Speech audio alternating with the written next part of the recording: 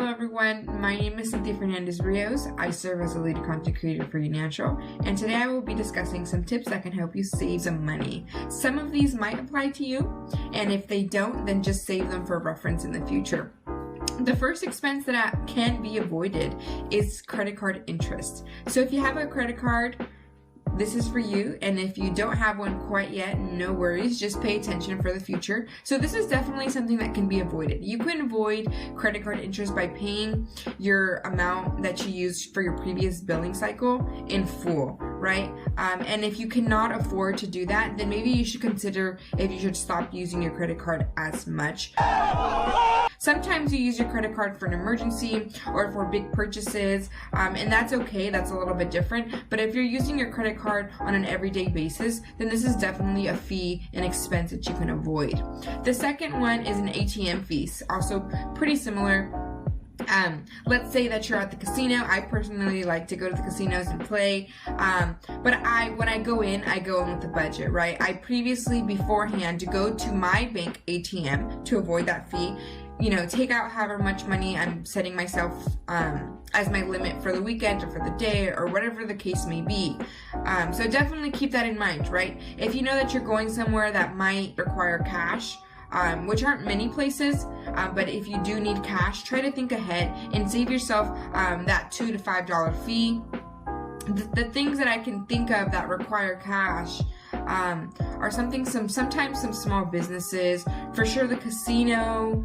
Sometimes if you go to places like Santa Cruz, like the boardwalk, or gaming rooms, they often require cash, right? So just trying to think ahead of time and plan to avoid those few dollars that you can put towards something else, like food, or you can save up to something that you've been wanting to buy for a long time. The third thing that I want to discuss that I feel really passionate about is designer baby clothes, okay? So I have almost a 2-year-old godson who I absolutely adore and love. But the one thing that I don't approve of is him wearing expensive clothing because they grow so fast. So infants and small toddlers grow really, really quickly. They will utilize their clothes, just for a few weeks, sometimes a month, a few months. It really just depends on the child. But this is something that you shouldn't really spend too much money on their clothes, right?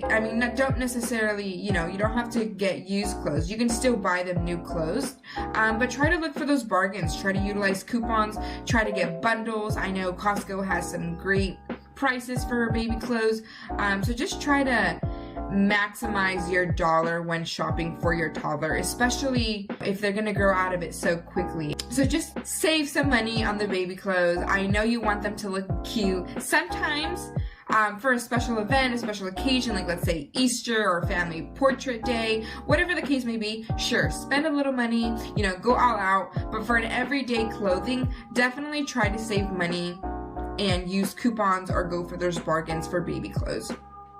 The fourth one is daily coffee or boba drinks. So I don't drink either of those daily, but sometimes I do go, and it's great, right? You want to have a little sugar, you want to enjoy something tasty, that's perfectly fine. But also remember that it shouldn't be an everyday thing. Don't drink coffee every day or go get boba every day. And if you do, try to make it at home. There's definitely things that you can buy to make at home that will save you money in the long term.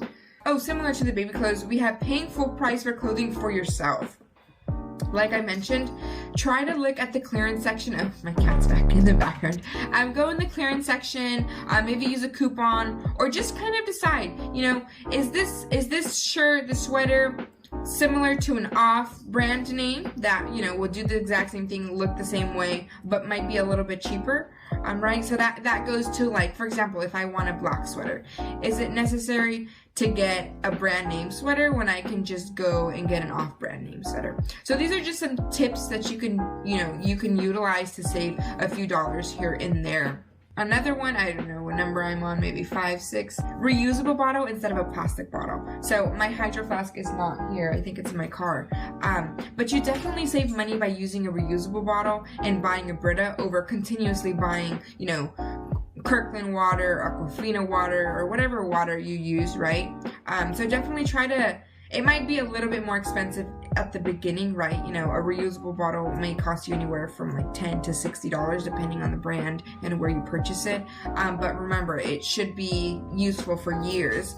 And then if you don't have a water filter at home, then you can definitely buy a Brita, and that can, you know, help you filter your own water. The expense is not too bad. I think they run anywhere from like $20 to $40, and the filters, you need them every so often, and they're also not too expensive. I think in the long term, you're still saving money over continuously buying water bottles and paying that CRV fee. The next tip that I have is reduce the times that you order takeout, right? So we all have kitchens. We all love to experiment in the kitchen. So try to make your own meal sometimes. Meal prep, plan ahead. Definitely, I love takeout. I do takeout maybe once a week or maybe more. But definitely, if you want to save money, you can cook at home, or you can eat leftovers, or even if you do takeout, don't throw away your leftovers and eat them the following day. That's also a great recommendation. Oftentimes you order takeout and you're like, oh, there's so little left, well, you know, and I would just toss it. But no, you can actually combine it with some food in the fridge and it's a full meal. The next recommendation that I have is buying too many groceries that go bad. Oftentimes, if you do meal prep and if you do like to be in the kitchen, you often, you know, walk through the aisles and you find so many foods and you're like, oh, this would be good for this, this would be good for this. Oh, I can eat this after my break. I can eat this after school, after work. And then you eat out one day, you cook at home the other day, you eat leftovers the other day, and then, you know, the groceries that you bought, you didn't actually use and they go bad anyways, right? So sometimes it's great to cook at home, but just plan ahead. Make sure that whatever you're buying can be used towards, you know, a few dishes that you're making. So if you're making celery, maybe one day you can eat celery with peanut butter. The next day you can make some potato salad with celery. And then like the third day you make some chicken wings and you have your celery on the side, right? So definitely try to only buy the groceries that you're going to use. Otherwise, they're just going bad. And once again, that is money spent, and that's definitely unnecessary. And this concludes the quick tips that I had for you to save money and hopefully avoid unnecessary spending. I hope you all enjoyed our video. Please follow us on our different online platforms. We have LinkedIn, Instagram, Twitter. Oh no, we don't have Twitter.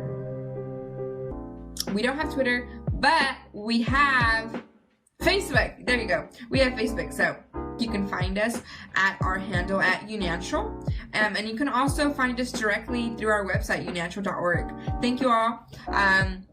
Until next time.